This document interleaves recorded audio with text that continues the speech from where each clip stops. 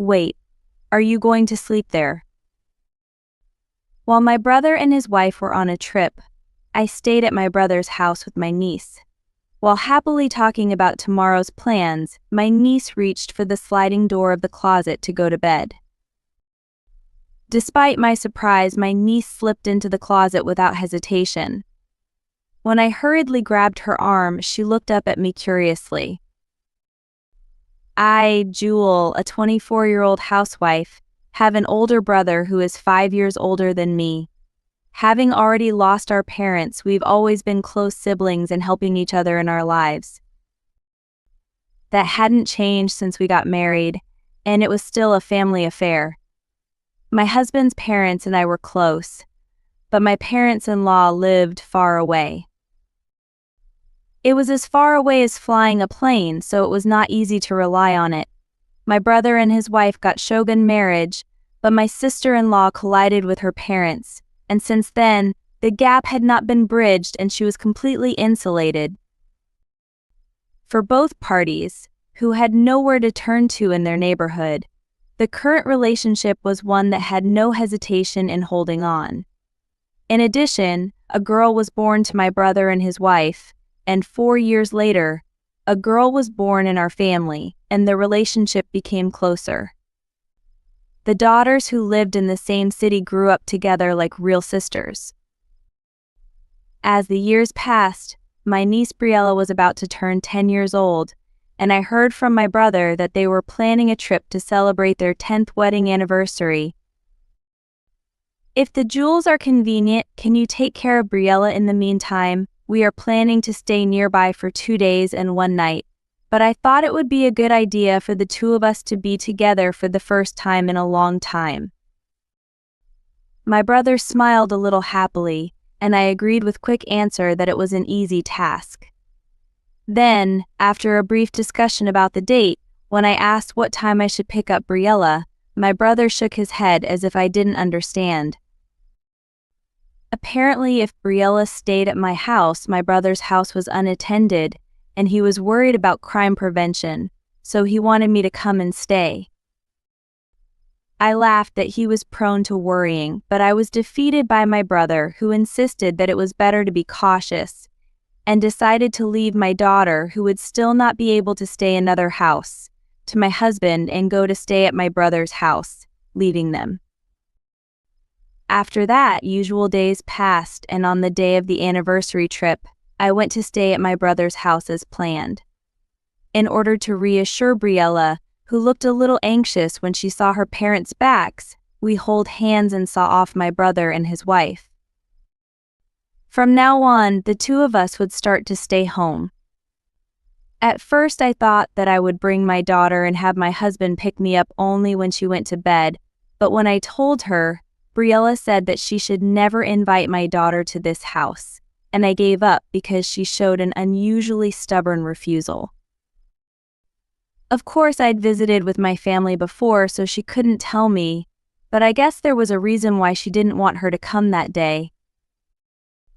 Briella said that she really wanted to play with my daughter, but she shouldn't call her, but her eyes lit up when I promised to go to my house after breakfast tomorrow. For Briella, who usually played with my daughter, on that day I had prepared a game with slightly more difficult rules and puzzles that adults could enjoy. As I quickly spread them out, I asked Briella, who had recovered a little energy, what to play with. We spent time playing games and cooking dinner together, but Briella was right next to me no matter what I was doing, and she was looking around nervously. At first, I wondered if she would be lonely without her parents or if she would still be nervous, but that didn't change after a few hours. I asked Briella if there was anything bothering her. But no matter how many times I asked, she said, "It's okay, nothing," and didn't tell me what she was worried about.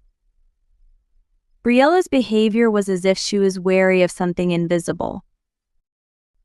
It wasn't until it was time for her to go to bed that I realized what it meant. Briella, who changed into pajamas, opened the sliding door of the closet with a smile on her face, saying that she would go to bed early today and leave for my house tomorrow morning. There was a set of bedding prepared before you know it. When I didn't understand what it meant, Briella lay down on it quickly, said goodnight, and tried to close the sliding doors. Wait, Briella, are you going to sleep there? I was surprised, and my voice came out a little louder, but Briella said with a serious face, Yes, but it's okay. I'll leave it open just a little bit. As soon as I hear something, I'll wake up. I hid my confusion and invited Briella to sleep with me that night. Then, after several invitations, Briella finally hesitantly entered my blanket.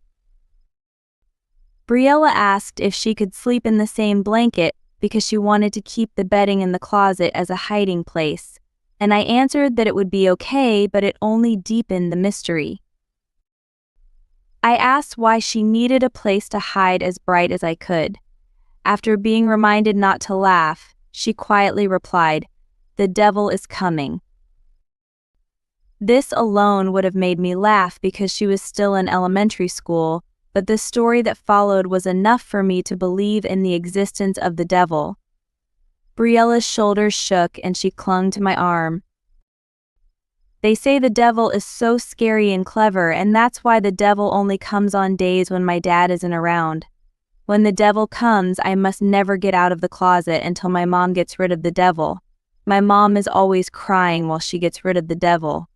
I tried to help her once, but the devil hit the door of the closet and I was scared. I hugged the trembling Briella and sighed inwardly. Perhaps this devil was real. It was probably a way to get a child to sleep at night. I was unexpectedly informed of my sister-in-law's affair and wondered what to do. If the devil was my sister-in-law's affair partner, he wouldn't come to this house. However, Briella thought that the devil would come on a day when her dad was out. The proof of this was that she told me not to invite my daughter to the house on that day when my brother was away, and that she always kept her guard on the window and the front door by my side. When I thought about the feelings of such kind Briella and my brother who believed in his wife, I was angry at my sister-in-law, but now I wanted to reassure Briella more than that, so I held her hand and smiled. It's okay because you have me today. The devil is smart, isn't he? If so, there are people who don't know. I don't think they will come into the house because they are surprised. Also, your mom, who is always targeted by devils, is with your dad today. The devil can't get near them. Even so, Briella, who did not know the identity of the devil, kept her face clouded with anxiety, and the more time passed, the more she began to be frightened by the devil's attack, fearing that it would come soon. I tried to calm her down when she said she was going to hide in the closet with me, and asked her to tell me anything that bothered her about the devil. This was because I thought that as I removed her anxiety one by one, Briella would eventually become sleepy. However, when I heard more facts from Briella, I ran out of the house with her in pajamas instead of putting her to bed. When I got in my car and hurried home, I told my husband about the situation and decided to have my husband and his friends go to my brother's house to stay overnight. Around 10 p.m. On the day when my husband headed to my brother's house, I received a call from my brother who was traveling to ask how Briella was doing. Has Briella already fallen asleep? You, too, forget your husband and daughter once in a while and get some sleep. Please lock the door properly. Good night, then. When my brother heard how Briella was doing, he finally said that I should go to bed.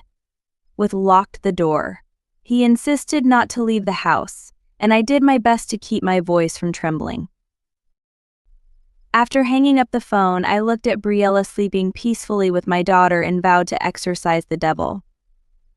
The next morning, my husband, who stayed overnight at my brother's house, came back. My body trembled with fear and anger at the sight of my husband telling me about last night's situation. I felt relieved that yesterday's decision was the right one, and then I spent the rest of the day at home with Briella and my family, waiting for my brother and his wife to pick her up. As soon as my brother saw my face, he sternly reprimanded me for leaving the house at night. "Why didn't you sleep in the house over there? How many times have I asked you not to leave the house? You replied that you understood, but what the hell are you thinking about going back to your own house without permission?" My brother, who protested vehemently that I broke my promise, was filled with displeasure and coldly asked why my brother knew we weren't home while traveling. Then my brother replied, "Briella has a smartphone with a GPS function," while not looking me in my eyes. If that were true, he wouldn't have told me not to leave the house in the phone call I received last night. It would have been easy to see that we were not at my brother's house by checking the GPS. I suppressed the urge to question my brother as soon as possible, and continued to speak quietly so that the children in the other room would not hear me. By the way, late last night, 2 men I didn't know came to my brother's house. Who are they? And what did they come to in the middle of the night when only me and Briella were supposed to be there? Did suspicious persons come? I'm relieved you're all right. My brother's voice was trembling. But it wasn't fear that suspicious persons had come, nor was it relief that her daughter was safe. He seemed to choose his words carefully, and his gaze flew all over the place. "Hey, those guys." I further pursued my brother, who didn't answer clearly about the men who were supposed to be the devil were. However, my sister-in-law's voice interrupted my voice. She didn't want to talk about it anymore, but my sister-in-law strongly called Briella and said that she was going home. At the voice of her mother, Briella, who was playing in another room, appeared, and my sister-in-law pulled her hand with obvious force. Then, my brother suddenly changed his attitude and started to push Briella to leave the room, saying that he didn't forgive her for this time but that they were going home. My brother and his wife, who tried to forcibly take Briella, who did not want to go home, did not turn around to ignore me even if I hold them back, because the story was not over yet. When I saw Briella reach out towards me as if to defy her parents, I hurriedly pulled her closer. "Hey, what are you doing?" My sister-in-law, who had suddenly let go of her daughter's hand, spoke up, but I kept Briella behind me and kept her away from my brother and his wife. My brother and his wife spewed offensive words at us in an attempt to get their daughter back, and came towards us in anger. When my husband and I managed to kick them out of the room, the police officer who was waiting at the entrance instantly held my brother and his wife. A police officer called out to appease my brother and his wife, who were completely confused by the totally unexpected situation. My brother, who understood their situation, insisted that we should be arrested, saying to the police that they could not be returned his daughter. My sister and her husband have taken my daughter out of the house and locked her up here. Please help Briella quickly. It's not a case of holding me down. I'm not going to run or hide, so let me go. Briella and my daughter, who came out after noticing the commotion, hid behind me, but she seemed to be scared, and the two of them were talking about how she wasn't trapped at all. I don't know if he heard it, but he told Briella in a strong tone to come towards him. However, she was too scared of her dad's threatening attitude to be apart from me. My sister-in-law stood quietly next to the police officer, and she just looked at my brother as if she wanted to say something, and didn't even call Briella. When my brother, who did not get his way and screamed at the entrance, was completely restrained by a police officer, my husband sticked his smartphone in front of him.